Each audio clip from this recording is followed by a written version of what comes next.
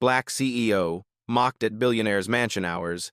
Later, she wiped out their $4, 9B empire. Hello everyone. Before we begin today's video, I need your help. We've noticed that the channel is losing traction, and subscribing is one of the best ways you can help us. It's quick, free, and allows us to continue bringing you great content. Your support means everything. Let's keep this channel growing collectively. Where are you watching from? Drop your city or country in the comments below. Thank you very much. Now, let's get back to the story. Just a servant. The words cracked through the billionaire's mansion like a whip, sharp, humiliating, meant to bruise more than skin. Conversations froze. Crystal glasses hovered midway in elegant hands. A chandelier of crushed diamonds trembled overhead as if startled by the violence in the heiress' voice. At the center of the marble ballroom, Maya Lawson stood perfectly still. Navy gown, minimal jewelry, posture carved from quiet dignity. Her right hand held a slim champagne flute, her left rested lightly at her side. She didn't flinch. She didn't blink. She only breathed slow and steady, the kind of breath that gathers storms. Before her, a young white heiress in a blazing red gown leaned forward, finger jabbing inches from Maya's face, jaw unhinged by entitlement. Her skin flushed with theatrical rage, pearls swinging at her throat like tiny, polished weapons. Behind her, a tuxedo-clad man, her fiancé, or maybe just another accessory, laughed loudly, delighted by the spectacle. The room rippled with judgment. Eyes narrowed, mouths curled. Perfectly curated donors and old money legacies rotated toward the confrontation like synchronized machinery. Their expressions carried a single message: she doesn't belong here. The heiress stepped closer, breath sharp enough to cut. "This section is for our guests," she spat. "Not the help." Someone must have left the staff door unlocked. A few gasps. A few smirks. A few discreet phones rising, black and glassy, hungry to capture humiliation. Maya remained still, too still. Her silence wasn't fear. It wasn't confusion. It was a silence crafted with precision, the kind that makes witnesses uneasy without understanding why. Her gaze never left the heiress. Calm, unmoving, endless. The heiress mistook that calm for weakness. "You should be in the kitchen," she hissed. "Or cleaning the hallway. Definitely not standing next to people who matter." A ripple of cheap laughter bounced around the mansion's vaulted ceiling. The chandelier dimmed for a breath, then flared again, its cold light cascading over Maya's shoulders like a warning. But Maya didn't react. She didn't raise her voice. She didn't defend herself. Instead, she set her champagne flute onto a polished silver tray passing nearby, the glass chiming with a soft ting that somehow echoed louder than any insult hurled at her. The sound cut the air. Guests shifted. Even the orchestra paused, violins freezing mid-stroke, as if the music itself sensed an imbalance. The heiress blinked, confused by the composure. She wasn't used to targets who didn't crumble. People like her thrived on the tremble, on fear, on the tiny collapse of someone's shoulders. But Maya's shoulders stayed level, unbroken. Before the heiress could speak again, the narrator's voice cut into the scene, steady, cinematic, a thread pulling the audience closer. "Before we continue, where are you watching from? Drop your city or country in the comments below. And if you believe in dignity and justice, hit like and subscribe. These stories spark change, and we're glad you're here." Now, back to Maya. The heiress let out a short scoff. "Oh, you don't want to talk? Fine. I'll talk for you." She stepped even closer, her red dress sweeping across the marble like spilled wine. "People like you come into places like this, pretending to be something you're not. And it's pathetic." Behind her, the man in the tuxedo smirked. "She's probably lost," he said loudly, "or auditioning for a job." Laughter flickered again, cheap, brittle, eager. Maya finally blinked once, slow, deliberate. The temperature in the ballroom seemed to drop. Even the lights softened, as if bracing for something they couldn't name. Her eyes lifted to the heiress, and for a heartbeat, something ancient stirred behind them, something vast, quiet, and unshakably certain. Around the room, guests sensed it too, though none could articulate it. They only knew the atmosphere felt heavier, the air thicker, the silence sharper. A waiter paused mid-stride. A senator lowered his drink. A pianist's hand hovered above the keys as if afraid to interrupt. It wasn't anger radiating from Maya. It was clarity, and clarity has weight. The heiress felt it last. She leaned in, still clinging to the comfort of her own arrogance. "I said," she whispered, voice dripping poison, "you don't belong here." Maya's gaze didn't waver. She didn't need to answer.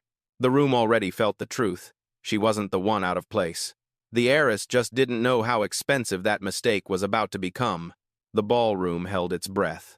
What had been a symphony of champagne, laughter, and orchestral charm just minutes earlier now hovered in a strange, suspended silence. It was as if someone had pressed pause on the world, trapping every guest inside a single, fragile moment. Maya Lawson stood at the center of it, unmoving, untouched, unshaken. But everything around her, everything shifted. The chandelier overhead, a sprawling constellation of crushed diamonds, cast a colder light now. Its radiance spilled across the marble floor in sharp angles, illuminating the tension that pulsed through the crowd like static.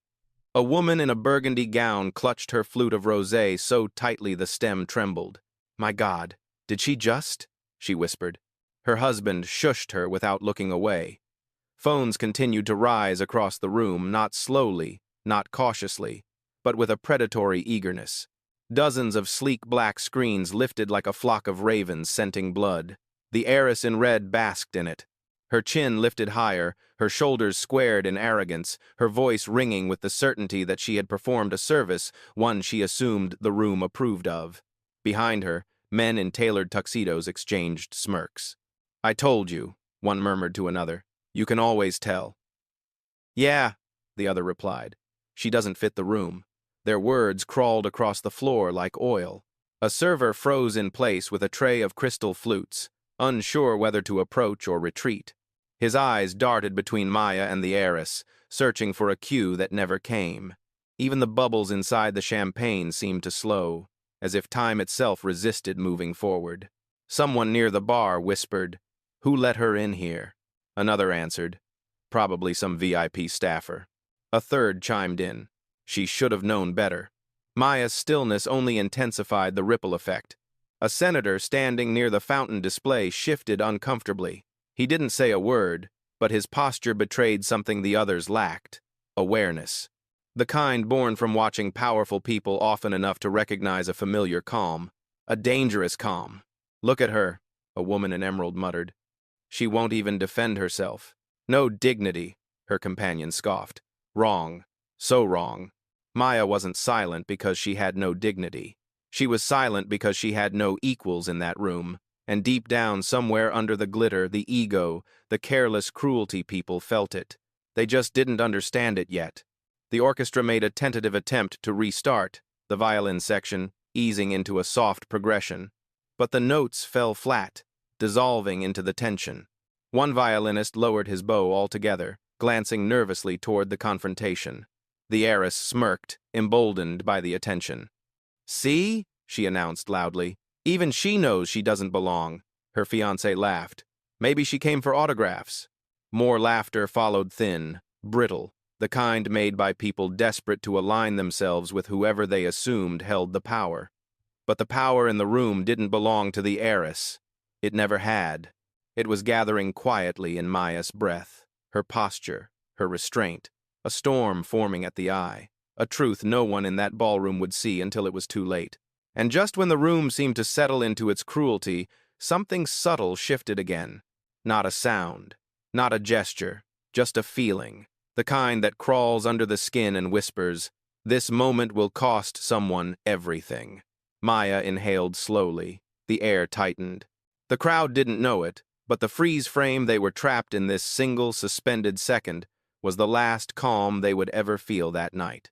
The temperature fell first, not dramatically, not in a way the thermostat could measure, but in a way the body understands before the mind catches up, an instinctive, bone-deep chill that made the hairs on forearms lift beneath designer sleeves and diamond bracelets. A faint draft slipped through the ballroom, brushing past gowns worth more than cars and tuxedos tailored down to the millimeter. Guests shivered without knowing why. The chandeliers dimmed a fraction so slight that the lighting crew wouldn't notice, but enough for eyes to adjust, as if the room itself were exhaling a long, cold warning. Maya Lawson hadn't moved, and yet, somehow, she had changed the air. Her silence, once dismissed as submission, now pressed against the walls like a shifting gravity. Conversations attempted to restart but died mid-sentence. Laughter tried to claw its way back but couldn't find footing. Even the clink of crystal seemed hesitant, as though the sound feared drawing attention. A woman near the silent auction table touched her husband's arm. "Do you feel that?" He pretended not to. "It's just the AC." But it wasn't. The air conditioning couldn't make a chandelier flicker. It couldn't make a pianist drop his hand from the keys, fingers hovering as if touching the instrument might break something sacred. It couldn't make the massive bronze doors at the end of the hall hum with tension, like a storm pressing against them from the outside. The heiress in red noticed none of it.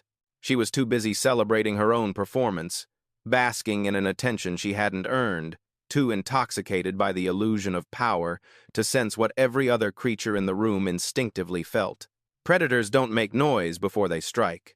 Maya finally lifted her chin, just a single inch. The movement was so small it should have gone unnoticed, but it didn't. The closest guests stilled, as if something ancient inside them had tugged on their ribs.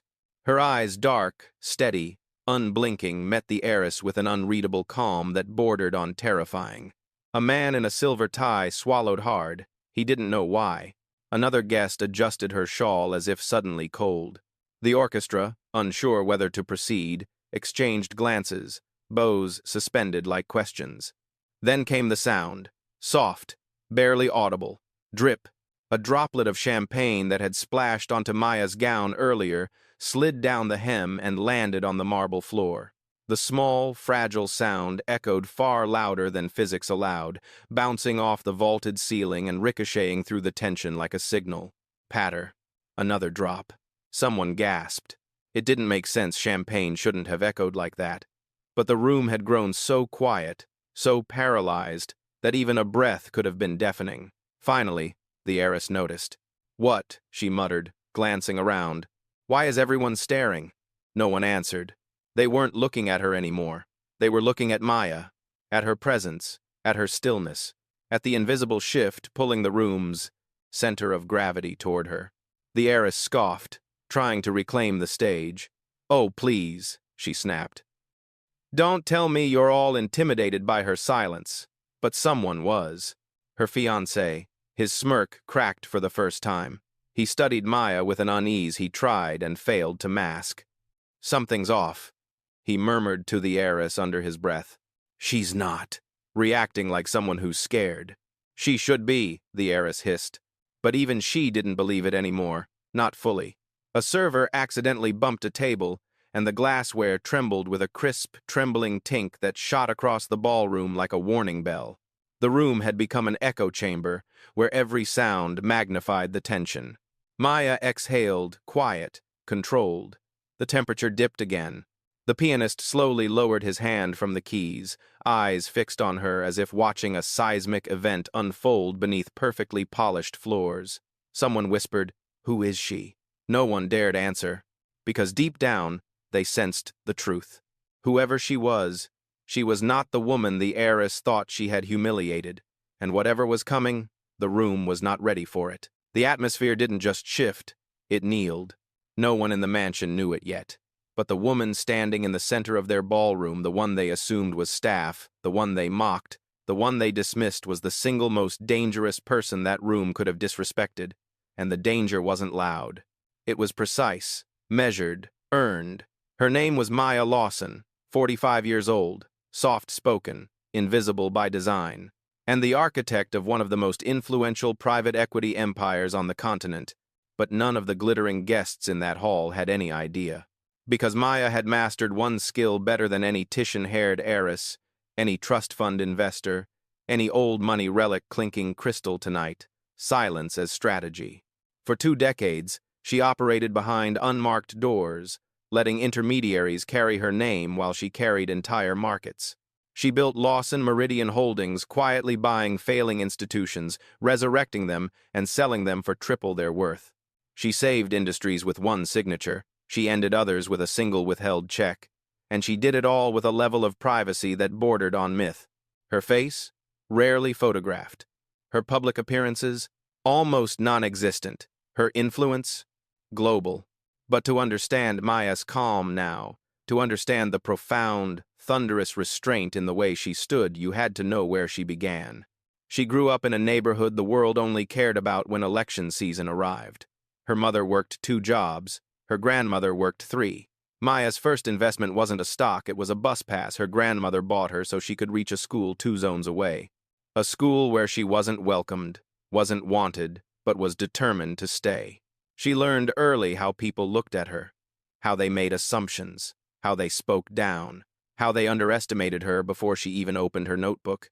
So she made a decision at 15 that would become the quiet rule of her life. If they won't see me, they'll feel me. And decades later, they did.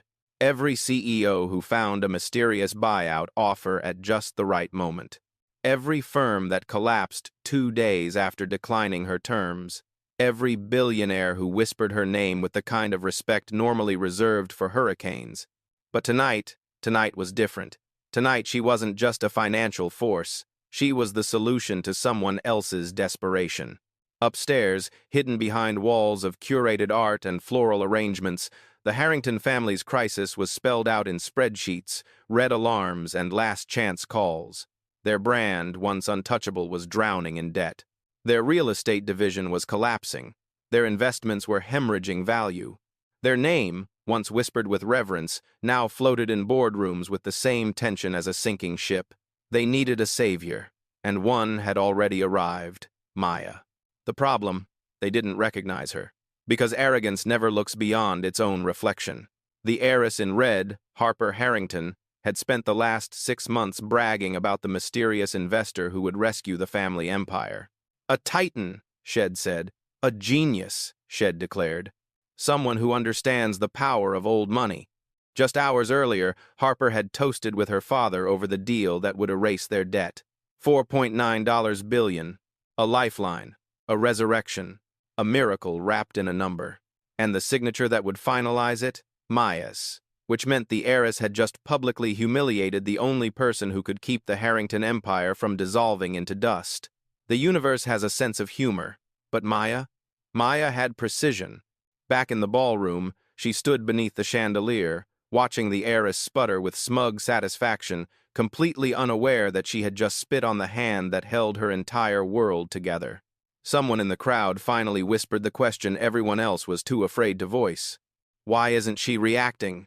Because storms don't react, they calculate, and Maya Lawson had already begun. The tension didn't fade. It thickened. Like heat rising inside a sealed steel chamber, the ballroom began to feel too small for the arrogance spreading across its marble floor. Harper Harrington, heiress in red, queen of entitlement, destroyer of decorum, felt emboldened by the silence. She mistook it for victory, for dominance, for permission to continue. She stepped closer to Maya, heels clicking with a confidence she had not earned. The sound was sharp, deliberate, loud enough to slice through what remained of the orchestra's stalled melody.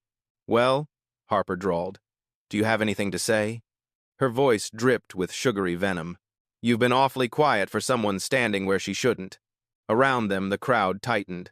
Not physically, socially. A circling of judgment. A slow closing of distance by people who wanted front-row seats to humiliation. The kind of guests who pretended to dislike drama but fed on it like oxygen. A man in a velvet tuxedo leaned toward his date. "She's going to cry," he predicted. His date smirked. "If she had any sense, she'd leave before it gets worse." A woman in emerald folded her arms. "I can't believe security hasn't stepped in yet." They didn't realize security was stepping in, just not the way they imagined. 2 staff members wearing black earpieces stood at the perimeter. They exchanged looks, unsure whether to intervene or stand down. Harper's family owned the venue. The Harrington name still held enough weight to confuse the chain of command. Harper flicked her wrist toward them. "You two," she snapped. "Do your jobs." Neither moved. Their hesitation was subtle, quick, barely perceptible. But Maya saw it. She saw everything. Harper took the stillness as defiance, not from Maya, but from the staff. "Are you deaf?" she barked. "I said remove her." The older guard swallowed hard. Miss Harrington. We're not sure. Not sure? Harper barked, laughing loudly enough to echo. What's not sure? She doesn't belong here. She turned back to Maya, savoring every syllable. You should have stayed in whatever hallway you came from. Still, Maya said nothing. The fiancé stepped forward, adding his own cruelty to the pile. Maybe she wants attention, he sneered. Some people will do anything to stand next to real wealth. A hush followed. Not agreement, not discomfort, something else, something eerily close to fear. Because the more Harper spoke, the less the room felt like hers. A senator's wife whispered, "Is she really pushing this far?" Her husband whispered back, "She's about to cross a line she can't uncross." Harper heard none of it. Privilege is the loudest sound in the world. She circled Maya like a performer on a stage made of marble and misplaced confidence. You know, Harper continued, I understand wanting to pretend. Really, I do. These rooms are intoxicating. But you don't get to step into our world and expect Maya finally moved. Barely. She tilted her head. Just slightly. But the gesture carried the weight of a seismic event. Harper froze mid-sentence. It wasn't what Maya did. It was what she didn't do. No anger, no fear, no apology, no shrinking. Only stillness. A stillness that felt older than money and heavier than legacy. The fiancé whispered, voice cracking. Why? Why isn't she scared? Because storms do not fear those who stand beneath them. Harper's voice faltered. A moment of doubt flickered across her face, but she crushed it with a brittle smile. Fine, she said, straightening her shoulders. If you won't leave, then I'll make this simple. She leaned in, close enough for her perfume, something expensive but hollow to flood the air. People like you, she whispered, don't get to stand in rooms like this without consequences. And somewhere behind them, a champagne flute shattered on the floor accident, or omen, and the sound cracked through the ballroom like a prophecy. Harper didn't realize she had just foretold her own downfall. Because the consequences she threatened, they weren't coming for Maya, they were coming for her, and they were already on their way. The room was seconds from combustion. Every insult had stacked on top of the last layer after layer of arrogance pressed into the marble like wet cement. And in the center of it all, Maya Lawson remained composed, her breath steady, her posture immaculate. Harper mistook that composure for surrender. The crowd mistook it for defeat. Only one person in the room, an older man by the bar, recognized it for what it was. Calculation. Maya's hand drifted toward her clutch. Slow, silent, surgical. She didn't fumble. She didn't hesitate. She didn't break eye contact. Harper scoffed. Oh, look, she's calling someone to pick her up. A ripple of laughter moved through the guests like cheap perfume, thin, eager, trying too hard. Even the fiancé chuckled, leaning back on his heels. Maya opened the clutch. Inside, her phone glowed softly. A single notification pulsed across the screen, a scheduled reminder she had set before arriving. Investment deadline. Harrington proposal pending signature. But the proposal was no longer pending. Not after this. Maya tapped the encrypted app with her thumb. Lines of code shimmered briefly, an interface only 7 people in the world knew existed. Not flashy, not dramatic, efficient. Harper leaned forward, a sneer pulling her lip. What, trying to complain? Or are you Googling how to behave at a gala? Maya didn't respond. Instead, she pressed one button, one single command, initiate withdrawal, effective immediately. The app chimed a soft, muted tone, barely audible. Yet somehow, impossibly, the sound sliced through the ballroom, cutting off every whisper, every breath, every shift of silk fabric. A few guests flinched, though they couldn't explain why. Harper blinked. What was that? Probably her phone dying, the fiancé snickered, but the sudden chill in the air said otherwise. Maya locked her phone, slipped it back into her clutch, and finally, lifted her eyes fully to Harper. It wasn't anger. It wasn't fury. It was the serene, terrifying certainty of someone who had just ended something enormous with one touch. The pianist, watching from the corner, froze mid-motion. He didn't know why his chest tightened, why his palms suddenly sweated, but he knew instinctively, whatever just happened wasn't small. A man checking his stock app near the window jolted slightly, frowning. Huh, that's odd. Harrington Capital just dropped 3%? He blinked. No, that can't be right. It's after hours. Another guest glanced at her phone. There's a trade halt alert. Is that real? The murmurs spread like a tremor. Harper frowned, finally sensing the shift. What are they talking about? Maya didn't blink. You asked for consequences, she said softly. Her voice wasn't raised, but it carried clean, crystalline, unshakably controlled. Harper laughed too loudly. Consequences? You? What could you possibly? Her fiancé cut her off. Harper, the market. Look at this. He turned his phone toward her, her face drained of color. Trading halt? She whispered. Around them, more phones buzzed. Pockets lit up, brows furrowed. Conversations snapped into whispers of alarm. Is this a glitch? Why is it dropping? Who pulled liquidity? This doesn't make sense. But it made perfect sense to one person. Maya. Harper's voice cracked. What did you do? Maya took a single step forward, small, elegant, but enough to make Harper instinctively step back. I didn't do anything, Maya murmured. I simply stopped saving you. The pianist's hand trembled against the keys. The chandeliers flickered. The mansion seemed to inhale sharply, as if bracing for impact. Because the message Maya sent wasn't just a command, it was a verdict. And the consequences had only just begun. The ballroom erupted not with sound, but with disbelief. A kind of stunned, choking silence spread in every direction as phones vibrated like a chain reaction. One after another, screens lit up with alerts that made stomachs twist. Harrington Capital emergency, trading halt market volatility, warning major liquidity withdrawal. Detected guests who moments earlier laughed at Maya now stared at their devices as if the floor had dropped beneath them. Near the bar, a hedge fund manager muttered, No, that can't be right. A withdrawal of this size, who the hell could? His voice trailed off when he looked at Maya. He didn't know her, but he understood power when it stood perfectly still. Across the ballroom, the double doors burst open, not with chaos, but with urgency. 2 Harrington financial advisors rushed in, faces pale, ties crooked, eyes frantic. They each held a tablet glowing an alarming shade of red. One whispered something to the other that carried just far enough. She pulled the entire investment, all $4.9 billion. A woman in a gold gown gasped. Someone dropped a champagne flute. Harper's fiancé choked on a breath. 4 point what?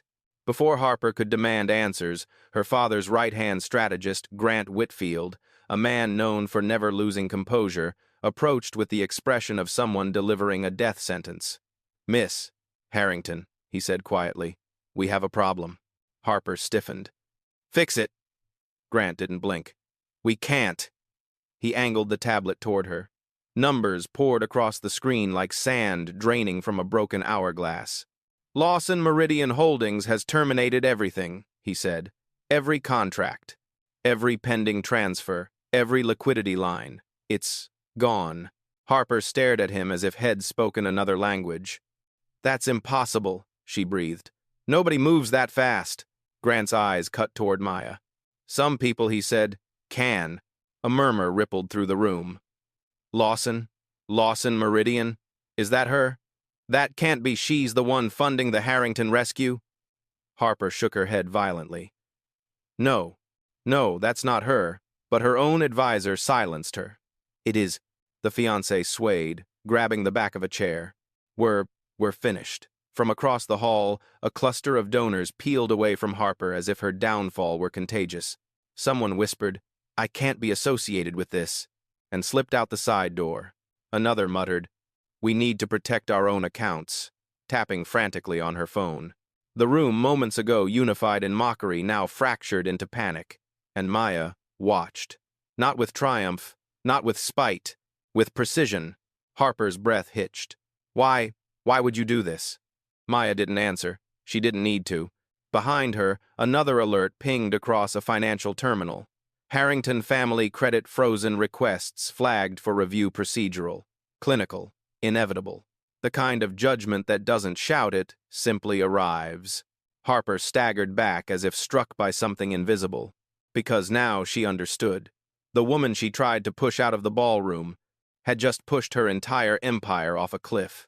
Chaos didn't explode, it unfolded. Slow at first, like a quiet crack beneath ice, then spreading with unstoppable momentum through the mansion's marble veins. Guests weren't whispering anymore. They were calculating. Phones became lifelines, clutched in white-knuckled hands as notifications cascaded. Harrington, funding withdrawn market panic in real time. Social feed trending number just a servant. The hashtag hit the gala like a slap. A senator muttered, "Someone's already uploaded the video." His wife's eyes widened at her phone. Good Lord, it's everywhere. Across the room, donors tugged at their spouses, urgency tightening their voices. We need to leave. This is turning into a PR nightmare. Call the driver now. People who had laughed at Harper minutes earlier now stepped back from her as if she were a sinking ship, pulling everything down with her. Some tried to avoid her gaze entirely. Others turned their backs openly, distancing themselves in the oldest instinct of self-preservation. The pianist attempted to resume playing, desperate to ground the atmosphere, but his hands shook so violently the keys produced nothing but dissonant noise. He stopped immediately, ashamed. Harper Harrington stood trapped in the center of the storm she created. "What is happening?" she demanded, voice cracking. "Someone fix this! Now!" No one moved. Even her father's advisors avoided her eyes. For the first time in her life, Harper realized what isolation felt, like real isolation. The kind that comes when the world finally sees the truth beneath the silk and diamonds. She spun toward her father, Richard Harrington, who had just arrived at the edge of the ballroom, face ashen. "Daddy, do something," she pleaded. Richard didn't move. He only stared at Maya, not with recognition, with dread. He had never met the investor in person, everything had been executed through intermediaries. But now, as he looked at the woman his daughter had humiliated, something inside him shattered. "It's her," he whispered. "Oh God, Harper, it's her." The words spread through the room like fire. "She's the investor. She's the one with the $4, 9B deal. She's Lawson. She owns half the assets they begged for." Harper stumbled back a step, knees weakening. No, you're lying." But a single glance from Maya confirmed it, not with arrogance, with truth. Maya didn't smirk, she didn't gloat. Her expression held the same quiet gravity she carried from the start, controlled, aware, measured. And that terrified Harper more than any shouted accusation ever could. "That hashtag," someone near the staircase murmured. "It's everywhere. Number just a servant, and number respect Maya." Another said, "People are calling this the mansion meltdown." Harper choked on a breath. This can't be real. But it was. The internet had already chosen a side. The financial world had already felt the hit. The public court, the loudest one, had already rendered judgment. Maya glanced toward the shattered champagne flute on the floor. Its reflection rippled across the marble like a prophecy fulfilled. Then she lifted her eyes to Harper, and the room collectively inhaled. Because everyone understood. This wasn't the end of the fallout. It was the moment before it hit full force. The mansion, once a cathedral of wealth, now felt like a collapsing stage, glittering, trembling, moments away from darkness. Whispers swirled like ash. Donors fled in quiet panic. Staff exchanged uneasy glances, unsure whether to continue working or brace for an evacuation. Maya Lawson didn't move. She didn't need to. Her presence alone had become the axis of the room, silent, steady, inescapable. Across from her, Harper Harrington seemed smaller than the chandelier's fractured light. All the opulence she wore, red silk, diamonds, inherited arrogance, suddenly looked like a costume meant for a play she was never prepared to perform in. "Maya," Harper rasped, voice barely holding together. "Please, we can talk about this. I didn't know who you were." Maya studied her with the calm of someone who had already made peace with the outcome. "That," Maya said softly, "was the problem." Harper blinked, confused. Maya continued. "You treated me based on who you assumed I wasn't," she said, "not based on who you were speaking to." Harper's breath hitched. I made a mistake." Maya's expression didn't change. "No, you revealed a truth." The words rippled through the room, landing heavier than any financial blow. Richard Harrington finally stepped forward, shoulders sagging beneath the weight of a collapsing empire. "Miss Lawson," he began, voice trembling. "Please. The deal, surely there's room to renegotiate." Maya cut him off with a glance that was not cruel but final. "Integrity," she said, "is not something I negotiate." Richard's face drained of color. Around them, guests watched with a mixture of guilt and awe.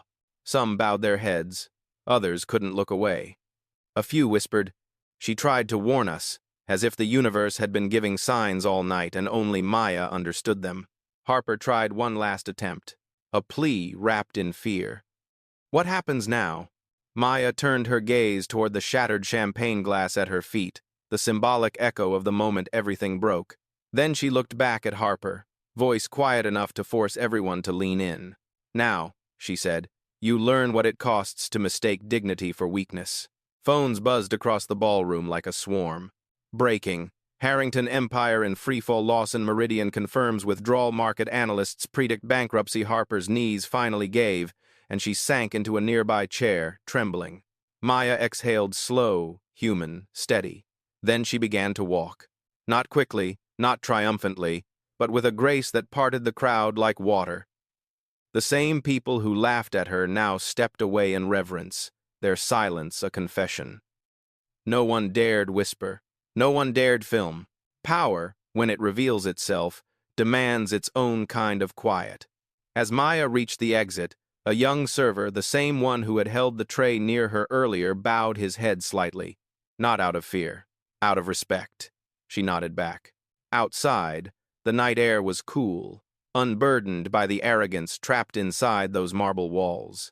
Maya paused beneath the mansion's towering pillars, looking up as if considering the weight of what had just shifted in the world. Rachel, her discreet operations director, stepped beside her. "It's done," she said gently. Maya's eyes softened. "Yes," she replied. "Now we rebuild something better." The next morning, while headlines devoured the Harrington downfall, Maya quietly announced the creation of a new initiative. The Magnolia Fund, supporting women of color in business. Not out of vengeance, out of purpose, because Maya never destroyed for sport. She dismantled to make room. And as the world debated the consequences, the lesson lingered, etched into every screen, every whisper, every chandelier that witnessed the fall. Respect isn't a courtesy. Respect is a currency. And those who refuse to give it, pay in full.